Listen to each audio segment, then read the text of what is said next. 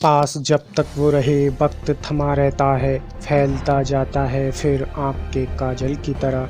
एवा ब्राउन एक 17 साल की यंगेस्ट लड़की जो पेशे से एक मॉडल और असिस्टेंट फोटोग्राफर थी, जो हिटलर के पर्सनल फोटोग्राफर हेनरिच हॉफमैन के स्टूडियो में काम किया करती थी। जर्मनी के एक दूसरे बड़े शहर बावारिया की राजधानी मुनीक में एवा की पहली मुलाकात हिटलर से एक फोटोग्राफी के दौरान हुई। दरअसल हेनरिच हॉफमैन इस बार अपनी असिस्टेंट एवा को हिटलर के फोटोग्राफ शूट करने को कहता है और उसके बाद कुछ वक्त की मुलाकात एवा के अगले 2 साल तक हिटलर को अक्सर पार्टी और स्टेजों पर देखने को मजबूर कर देती है। हिटलर भी एवा को मिलने अब हेनरिच के स्टूडियो में जाने लगा था। दरअसल हिटलर के अपने अलग अंदाज वाले फोटोग्राफ के पीछे हेनरिच नहीं बल्कि एवा ही थी। जब उनकी मुलाकात एक रिलेशनशिप में बदलती है तो वो स्टूडियो से बाहर पब्लिक और मीडिया से छिपकर मिलने लगे थे। एवा और हिटलर के बीच नजदीकियां बढ़ने के बाद उन्होंने एक साथ रहने का फैसला किया, लेकिन पब्लिक और मीडिया से छिपकर।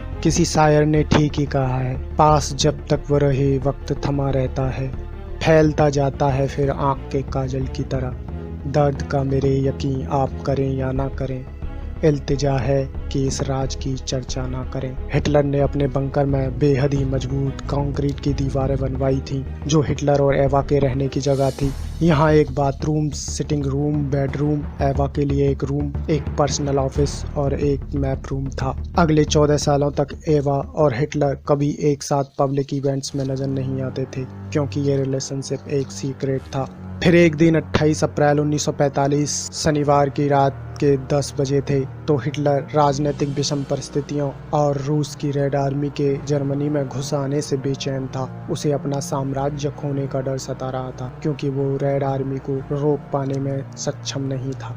जब एमा ने उसके ऑफिस में आकर उसे समझाया तो दोनों ने फैसला लिया कि वो अब शादी करेंगे। कुछ वक्त की बातें और ये एहसास कि अब कभी भी रेड आर्मी उन तक पहुंच सकती है। 29 अप्रैल 1945 जब दोपहर के 1 बजे थे तो एवा अपने शादी के लिए तैयारियां करने लगी थी। ये सीक्रेट शादी थी जिसमें सिर्फ कुछ चंद लोगों को ही शामिल करना था, जो कि हिटलर के लिए काम करते थे। अप्रैल 1945 की शुरुआत एवा ने मुनीक से बर्लिन तक की यात्रा बंकर में हिटलर के साथ की।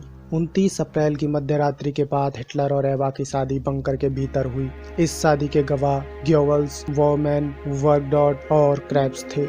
इसके बाद हिटलर ने अपनी नई पत्नी के साथ एक मामूली शादी के नाश्ते की मेजबानी की। जब एवा ने हिटलर से शादी की तो उसका नाम एवा हिटलर बदल गया। उसने अपने मैरिज सर्टिफिकेट पर हस्ताक्षर किए और रिवाज के अनुसार इसे हिटलर के सर्टिफिकेट के साथ बदल दिया। 30 अप्रैल 1945 की दोपहर 1 बजे के बाद एवा और हिटलर ने कर्मचारियों और बंकर के अंदर सभी सदस्यों को अपनी विदाई दी।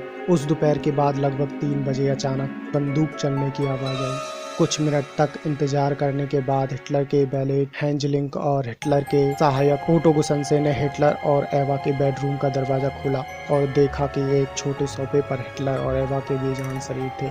एवा की मौत साइनाइड कैप्सूल खाने से हुई और हिटलर ने अपनी पिस्तौल से एवा के मरने के बाद खुद को सिर पे गोली मारकर सुसाइड कर ली। बाद में रेड आर्मी और केजीबी के बंकर में आने के बाद लाशों को सीढ़ियों तक ले जाया गया और बंकर के इमरजेंसी दरवाजे से पीछे की ओर बगीचे में ले जाया गया, जहां उन्हें जला दिया गया। जब एवा ने सुसाइड की तो उसकी उम्र 33 साल थी।